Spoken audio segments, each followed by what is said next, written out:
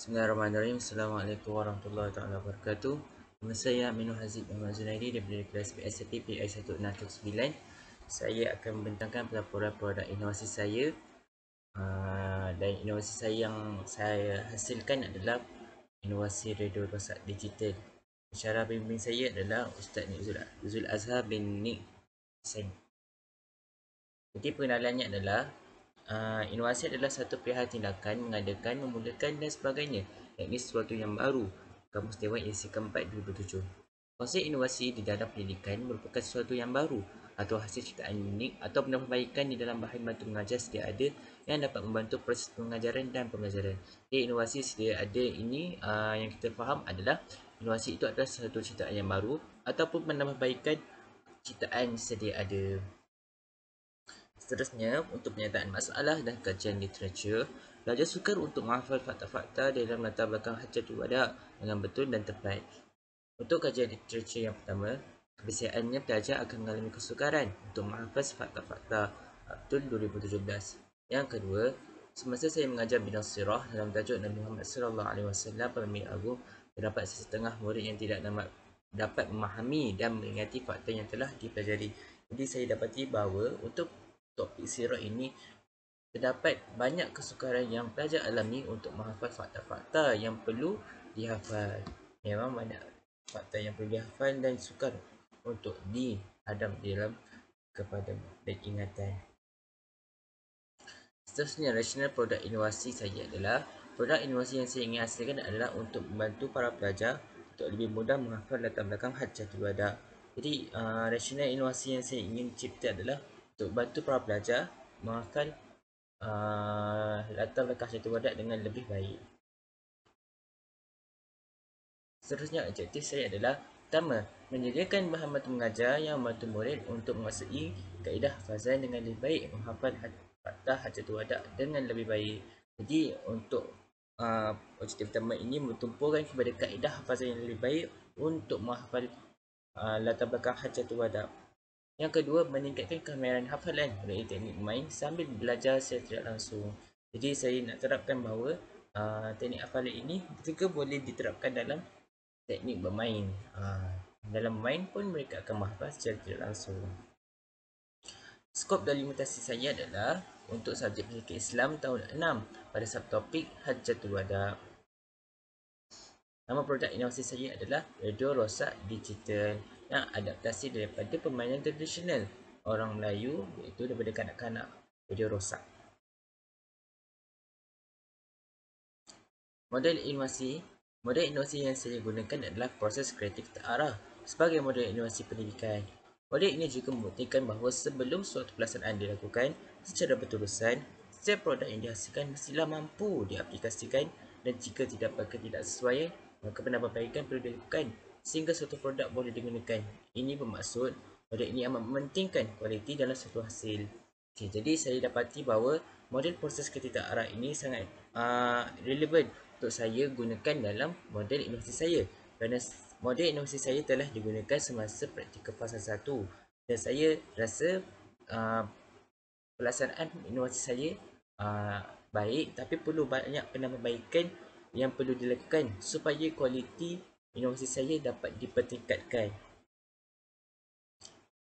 Untuk anggaran kos adalah model inovasi menggunakan teknologi saya adalah secara interaktif sebenarnya tanpa melibatkan sebarang kos. Cara menggunakan inovasi, pertama, guru akan membentangkan pembelajaran latar belakang Hajjatul Wada kepada para pelajar. Kedua, murid akan mendengar penerangan guru dan cuba untuk menghafaz latar belakang Hajjatul Wada. Ketiga, guru akan memberikan kata kunci kepada para pelajar dan pelajar akan menyambung semula sehingga membentuk ayat yang sempurna. Pelajar akan dipilih secara rawak. Keempat, murid akan melakukan aktiviti pengukuhan dengan bermain kuis di word wall. Okay. Jadi daripada cara-cara ini kita dapati bahawa dia adalah daripada permainan radio rosak tradisional tapi diadaptasikan dalam bentuk digital. Yang adalah nota pembelajarannya yang terdapat fakta-fakta latar belakang Hajjatul Wada. Seterusnya, jadi ini adalah fakta yang pertama. Okay, contohnya guru akan bentangkan fakta yang pertama, iaitu Nabi Muhammad sudah 9 tahun di Madinah dan tidak pernah mengerjakan haji. Dan guru akan minta pelajar untuk hafaz selama 1 minit. Dan guru perlu mengemukakan bahawa kita akan main satu pertandingan lah, pertandingan radio rosak. Jadi mereka akan faham yang kita akan main radio rosak. Jadi mereka perlu hafal supaya mereka dapat meneka apakah perkataan seterusnya. Okey. Seterusnya, guru akan memberikan kata kunci yang pertama, iaitu Nabi Muhammad. Okay. Dan seterusnya murid akan dipilih secara awak melalui permainan Wheel of Names. Ada 3 murid, mereka akan menyambung semula perkataan-perkataan tersebut sehingga membentuk ayat yang sempurna. Okay. Contohnya pelajar yang kedua, pada pelajar yang kedua. Okay. Sudah 9 tahun. Okay. Pelajar yang ketiga, di Madinah dan tidak pernah. Pelajar yang keempat, mengerjakan haji. Okey. Jadi inovasi ni dia nampak menarik apabila pemilihan murid itu secara rawak, dan semua murid akan sentiasa bersedihlah untuk dipanggil.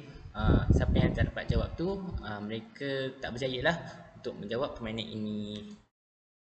Okey. Jadi konsep yang sama juga untuk fakta-fakta yang lain. Guru akan berikan kata kunci dan murid akan dipilih secara rawak untuk menjawab tahun ke-10 Hijrah. Murid dipilih secara Wheel of Names. Okay. Seterusnya ni untuk fakta yang ketiga. Okay. Jadi dia diaplikasikan dalam permainan radio rosak yang kanak-kanak selalu main. Jadi dia akan menarik lah sebab dia ada dalam bentuk permainan, boleh buat dalam bentuk pertandingan, kuis. Okay. Dalam dibuat ada animasi-animasi lah dan audio, animasi dan audio untuk menarik minat murid untuk sentiasa fokus dalam sesi PDP. Okay. Ada penggunaan QR code dan lain-lain, gerakan, warna-warni, dan ada permainan wall. Jadi siapa yang berminat untuk main, murid akan dapat scan QR code ini. Jadi permainan saya ini, produk saya ini boleh dijalankan sama ada online ataupun offline, gitulah. Offline tapi perlu diketuai oleh guru.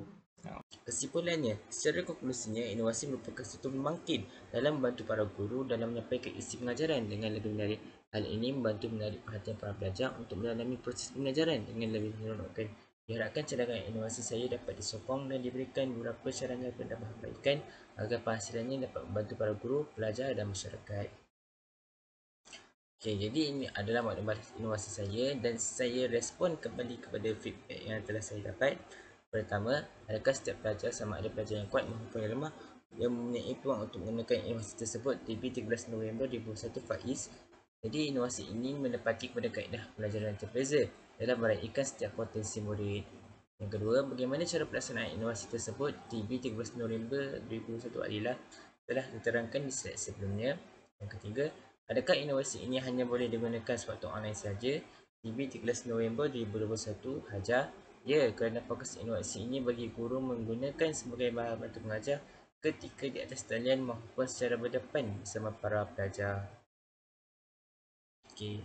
Seterusnya, bagaimana masa yang diperuntukkan dalam menggunakan inovasi ini sewaktu proses pengajaran dan pembelajaran? TB 13 November 2021 Solihin. Inovasi ini telah saya jalankan semasa praktikal fasa 1 dan hanya mengambil masa kurang daripada 10 minit. Seterusnya, bagaimana bagi para pelajar yang tidak dapat membaca dalam melaksanakan inovasi tersebut? TB 13 November 2021 Liana. Guru akan membacakan terlebih dahulu petikan ayat tersebut kepada para pelajar. Yang terakhir sekali, adakah objektif, kepentingan dan impak selari dengan rasional yang telah diutarakan? TB 13 November 2021 Nick daripada Ustaz Nick telah diterangkan di slide sebelumnya.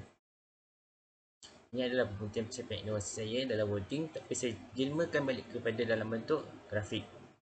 Pertama, keberkesanan inovasi bagi membantu pelajar, kemampuan pelajar untuk menghafal latar belakang Hajjatul Adab. Jadi saya dapati 70% pelajar yang dapat menghafal yang warna gelap, 30% pelajar yang tidak dapat menghafal. Untuk inovasi yang dihasilkan menyeronokkan dan menarik minat untuk menghafal, 90% murid minat kembali untuk menghafal, 10% murid kurang masih berminat untuk menghafal melalui inovasi yang telah saya hasilkan. Yang terakhir sekali, kesan penggunaan inovasi terhadap penilaian yang telah dijalankan. 90% murid dapat mencapai skor 90 dalam skala skor 90 hingga 100. 8% murid dapat mencapai skor 80 hingga 89%. Dan 2% sahaja murid mencapai skala skor 70 hingga 79% markah. Ini adalah rujukan saya. Sekian, terima kasih. Assalamualaikum warahmatullahi wabarakatuh.